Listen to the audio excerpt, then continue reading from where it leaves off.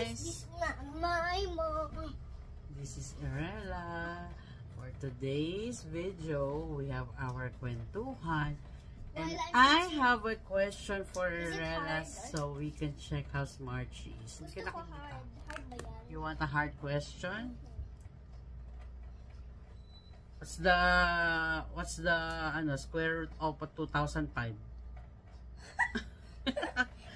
Dito! Mat yun ha. Hindi ko rin alam. Joke lang.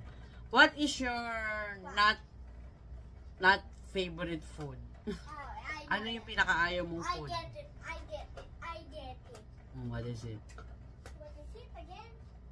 Not favorite, not so like, yung hindi mo gustong food. Least favorite food. Yung sa Tagalog na lang, sige, yung pinakaayaw mong pinakaayaw mong kainin. Palayo. Na gulay ang palaya. Why? It's healthy. Bitter. Ay, come here. Bitter. Yeah, okay. Marami namang kinakain klaseng gulay si Irela except for the ampalaya. Talagang isang slice lang makakain niya. Okay. At what else aside from ampalaya? Guava. Why? Alam sa naman yung guava. Why? Gusto ko lang ng orange yung matamis eh. You don't like guava. Bakit? Ano bang taste ng guava? Masin. Tapos matigas pa, no? Pero ako, favorite ko rin yun eh. Kung ako, kinagat ko yun. Permanent ko, matatanggal. At yung, milk tooth ko, natatakot ko kung tanggal yun. Madudugo. Madudugo pa yung damit ko. Yung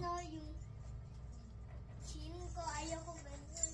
Ayaw mo Gusto na. ko sa food, like a little hard, a little soft, like apple, orange, and ano yun? Banana. Okay, so ayaw niya ng ampalaya. Pero kumakain siya nun, patikim-tikim lang talaga. Pili. Oh, maingay. Stop it.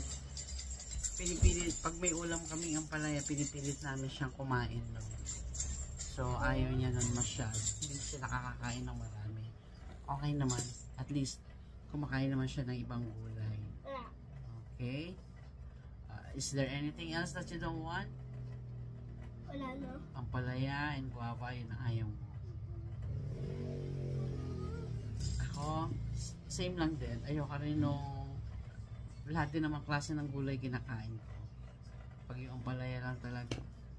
Lalo na pag mapakla yung luto. No? Okay.